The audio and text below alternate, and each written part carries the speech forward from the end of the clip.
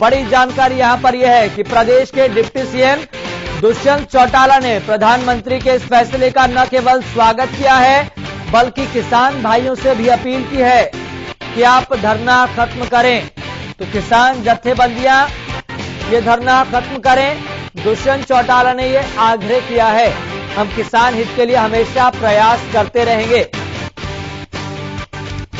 तो इस विषय को लेकर हरियाणा न्यूज ने जेजेपी प्रधान महासचिव दिग्विजय चौटाला से भी बातचीत की थी। उन्होंने भी इस विषय को लेकर कई पहलुओं को लेकर कई सवालों का सीधे सीधे जवाब दिया। उन्होंने कहा कि अब मैं उम्मीद करता हूं कि हमारे किसान भाई अपने घर वापस लौटेंगे। तो हम किसान हित के लिए हमेशा प्रयास करते रहेंगे, ये बात कही है प्रदेश के डिप्टी सीएम दुष्यंत चौटाला ने। दुष्यंत चौटाला ने प्रधानमंत्री के फैसले का स्वागत किया है। कृषि कानूनों को वापस लेने के फैसले का स्वागत किया गया है और इसी के साथ ही डिप्टी सीएम दुष्यंत चौटाला ने सभी किसान भाइयों से, किसान जत्थेबंदियों से धरना खत्म करने का आग्रह भी किया है, अपील की है। इसी के साथ ही दुष्यंत चौटाला ने कहा, हम किसान हित के लिए हमेशा प्रयास करते रहेंगे। तो केंद्र सरकार के इस बड़े फैसले की न केवल चौतरफा तारीफ हो रही है, न केवल चौतरफा सराहना हो रही है, लेकिन देश की प्रमुख विपक्षी पार्टी कांग्रेस की तरफ से केंद्र सरकार के इस बड़े फैसले के बाद लगातार सवाल भी खड़े किए जा रहे हैं। चलिए आपको बता दें कि हमारे साथ किसान नेता राजेश लाठर जुड़ गए हैं। राजेश जी, सबसे पहले आपका बहुत बहुत स्वागत है हरियाणा न्यूज पर।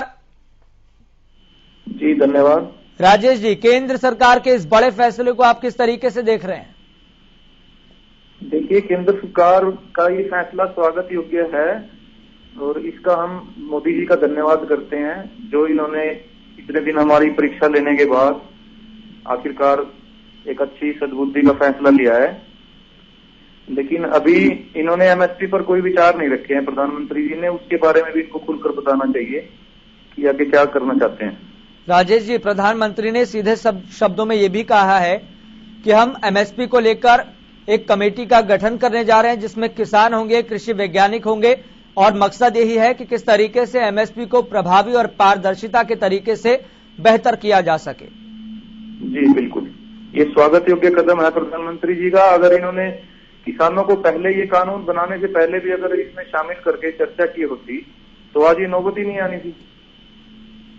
आपको लग रहा है जो इम्तिहान लिया गया है, जो परीक्षा ली गई है, उसका परिणाम किसान नेताओं के अनुकूल आया है? बिल्कुल, देखिए अनुकूल तो अभी पूरी तरह से नहीं कह सकते। अभी हमारी एसकेएम की मीटिंग है आज, उसमें आगे की क्या रणनीति है वो डिसाइड करेंगे। जब तक ये कानून वापिस नहीं होते पूर्ण रूप से लागू, जैसे संसद में हुए थे उसी तरह जब तक वापिस नहीं होते तब तक पूरी कामयाबी नहीं मान सकते। मतलब ये मान के चलें कि अभी भी किसान आंदोलन लगातार जारी रहेगा? जी बिल्कुल, जब तक संसद के अंदर इनको रिपील नहीं किया जाता ड्यू प्रोसेस से तब तक नहीं। प्रधानमंत्री ने अपने इस संबोधन में बाकायदा ये बात कही है, किसानों से अपील की है कि गुरु नानक देव जी के इस प्रकाश पर्व पर मैं न केवल आपसे क्षमा मांग रहा हूं बल्कि ये भी कह रहा हूं कि सभी किसान अपने घर लौटें, सम्मान पूर्वक घर लौटें। जी बिल्कुल, तो किसानों को इस बात को स्वीकारना नहीं चाहिए, विश्वास तो करना पड़ेगा ना सरकार पर। सर विश्वास तो हमें प्रधानमंत्री जी पर और देश की संसद पर पूरा विश्वास है। और आज एक बात और साबित होगी कि जो शांतिपूर्वक आंदोलन अगर जनता किसी भी मुद्दे पर करेगी तो सरकार को झुकना पड़ेगा, ये लोकतंत्र में विश्वास है।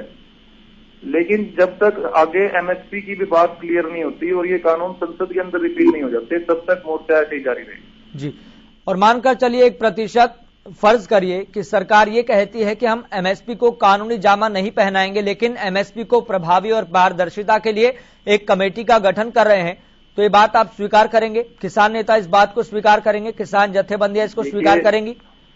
देखिए, प्रधानमंत्री जी ने ये कहा है कि कमेटी में किसानों को भी शामिल किया जाएगा, तो सभी के विचार रख के और सभी के बात सुन के अगर उसको अमली जामा पहनाएगी सरकार तो हमें मंजूर है। जी, और अभी आप किसान आंदोलन को एकजुटता और शांतिप्रिय तरीके से चलने की बात कह रहे थे, लेकिन आपको लगता है कि ये किसान आंदोलन हाईजैक कर लिया गया था कुछ किसान नेताओं के जरिए, जो लगातार अपने राजनीतिक एजेंडे को साधने के लिए अपने किसान नेता से राजनेता बनने के लिए प्रयास कर रहे थे? देखिए, इतने बड़े जनसमूह में कुछ लोग होते हैं, लेकिन आप पूरी यूनियन के एसकेएम के ऊपर तो सवाल नहीं उठा सकते ना।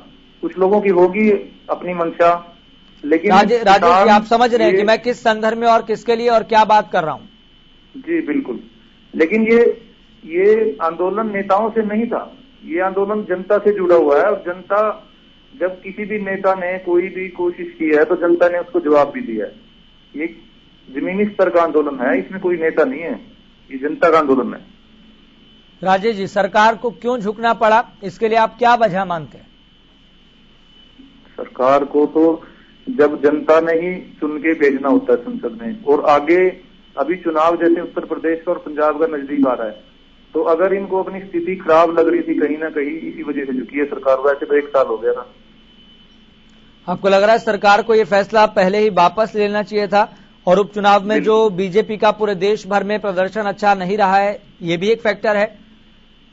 देखिए, उपचुनाव से आगे भी पूरा उत्तर प्रदेश के ऊपर पूरे देश की राजनीति निर्धारित होती है। अगर वहां चुनाव में इनको मोटा नुकसान होता तो इसी वजह से सरकार पीछे हटी है। क्या अभी भी उत्तर प्रदेश समेत जिन भी राज्यों में जो चुनाव 2022 में होने वाले हैं, अभी भी किसानों का आपको लग रहा है कि कोई अलग तरीके का प्रभाव, कोई जहनियत बदली है, कोई प्रभाव देखने को मिलेगा?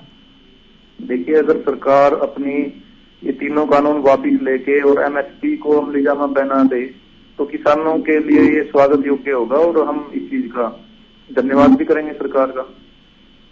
आपको लग रहा है कि ये जो सेंटिमेंट्स वाला जो खेल होता है, जो पॉलिटिकल खेल होता है, वो जुड़ जाएगा बीजेपी के साथ अब, चूंकि उत्तर प्रदेश में 100 से ज्यादा सीटों पर किसानों का अपना प्रभाव है, प्रभुत्व है? देखिए, प्रभाव तो पूरे उत्तर प्रदेश में है, 100 सीटें तो, लेकिन 100 सीटें मानी जाती है जहां पर किसानों का एक अलग तरीके का प्रभुत्व है, प्रभाव है, इसलिए मैंने इस बात का बाकायदा जिक्र किया। जी, आप पश्चिमी उत्तर प्रदेश का जिक्र कर रहे हो, लेकिन जी बिल्कुल। अभी ये आंदोलन सिर्फ, पहले कहते थे कि हरियाणा का है, पंजाब का है, फिर उत्तर प्रदेश में आ गया, फिर कहते पश्चिमी उत्तर प्रदेश का है। इसमें तो महाराष्ट्र का भी किसान आया हुआ है, तमिलनाडु का भी आया हुआ है, सारे देश का आंदोलन है। एमएसपी उत्तर प्रदेश को तो नहीं मिल रही, हरियाणा पंजाब को ही मिलती है। उन लोगों को तो पता ही नहीं है एमएसपी क्या होती है। अब 1960 रुपए भाव है धान का एमएसपी का जी, और उनकी 1100-1200 रुपए में बिकती है। तो असर तो सभी के ऊपर है, लेकिन ये तो सरकार का प्रोपेगेंडा होता है कि किसी तरह लोगों को डाइवर्ट करके और आंदोलन से लोग दूर हट जाएं। राजेश जी, अब सरकार को अगला कदम क्या उठाना चाहिए किसानों के लिए और किसानों के मद्देनजर?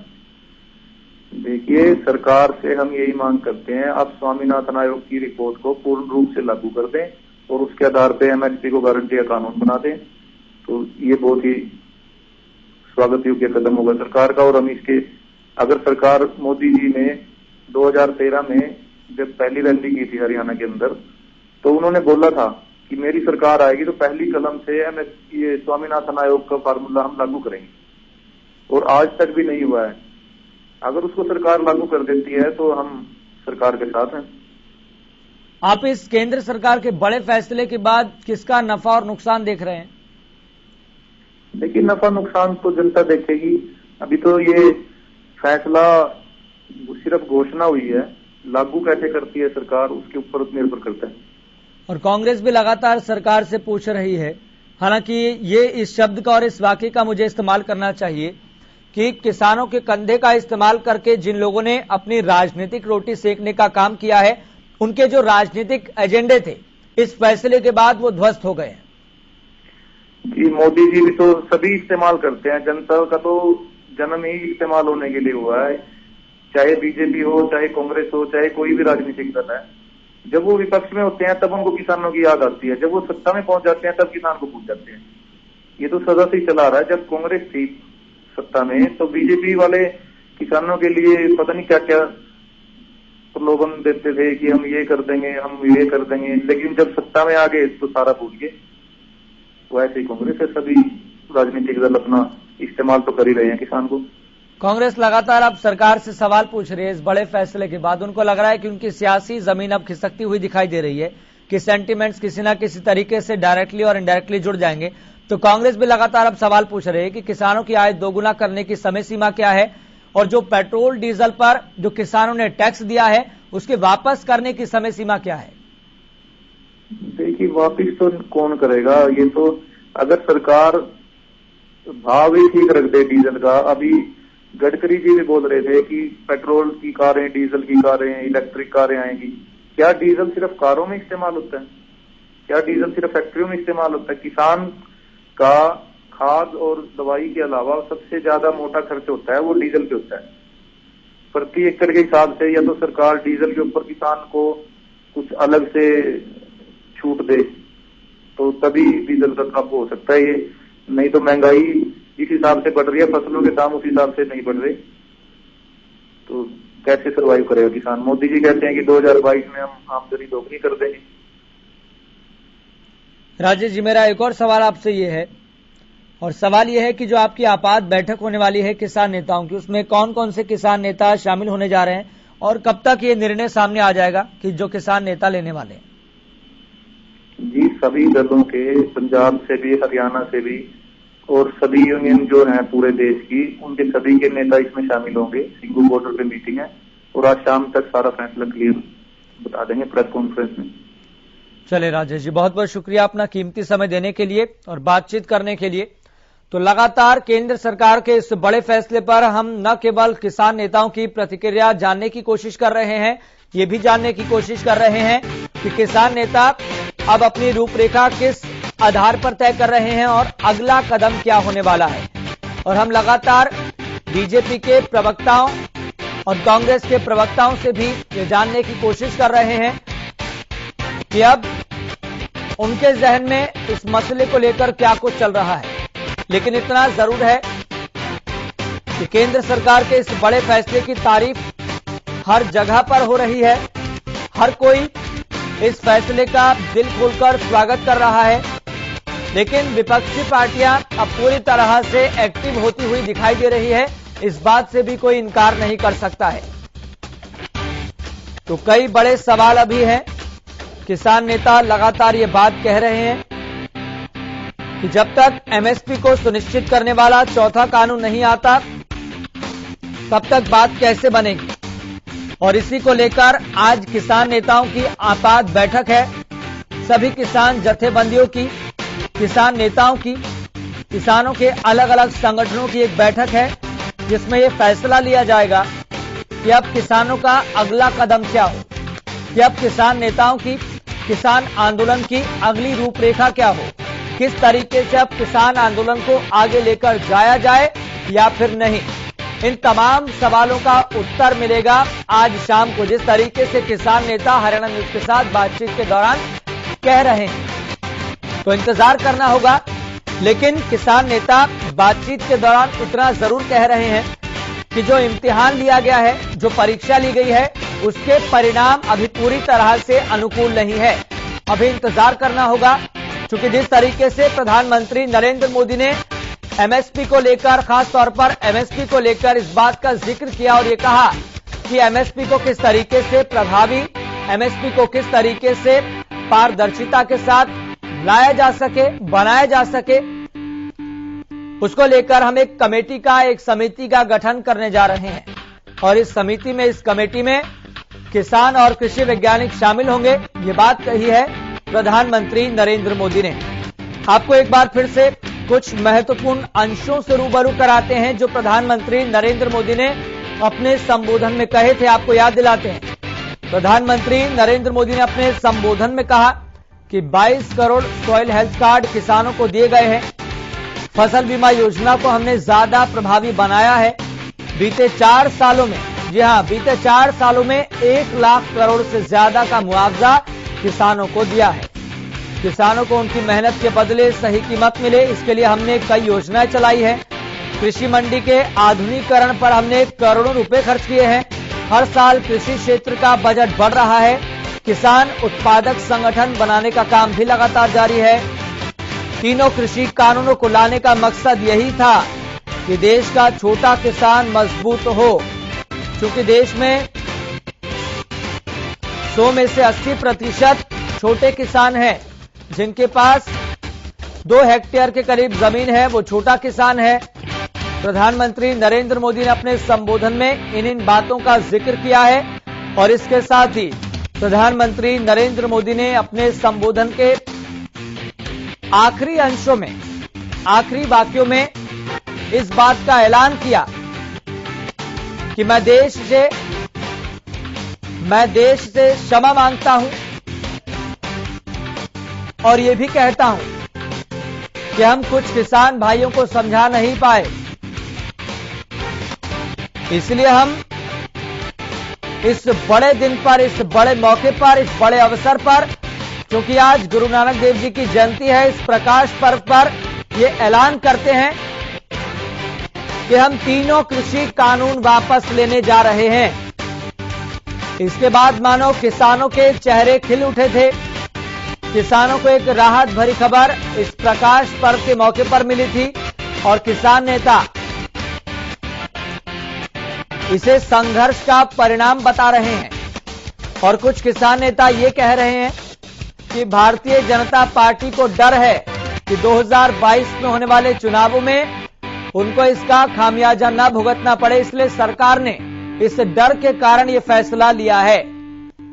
तो लगातार हम इस मसले पर न केवल चर्चा कर रहे हैं, बल्कि दृष्टिकोण भी जानने की कोशिश कर रहे हैं, प्रतिक्रिया जानने की कोशिश कर रहे हैं कि किसान नेताओं का, बीजेपी प्रवक्ताओं का, कांग्रेस प्रवक्ताओं का और प्रदेश के अन्य राजनीतिक दलों के नेताओं का, प्रवक्ताओं का क्या दृष्टिकोण है, क्या नजरिया है। लेकिन इतना जरूर आप ये समझिए कि लगातार एक के बाद एक इस मसले पर, इस बड़े फैसले पर प्रतिक्रियाएं सामने आ रही है। जो लगातार आपकी टीवी स्क्रीन पर ब्रेकिंग फ्लैश हो रही है वो यही है कि प्रदेश के डिप्टी सीएम दुष्यंत चौटाला ने इस मसले पर, इस बड़े फैसले पर टिप्पणी की है और प्रधानमंत्री के फैसले का स्वागत किया है। इसी के साथ ही दुष्यंत चौटाला ने यह कहा कि हम किसानों के लिए हमेशा प्रयास करते रहेंगे। किसान जत्थेबंदियों से दुष्यंत चौटाला ने धरना खत्म करने का आग्रह भी किया है।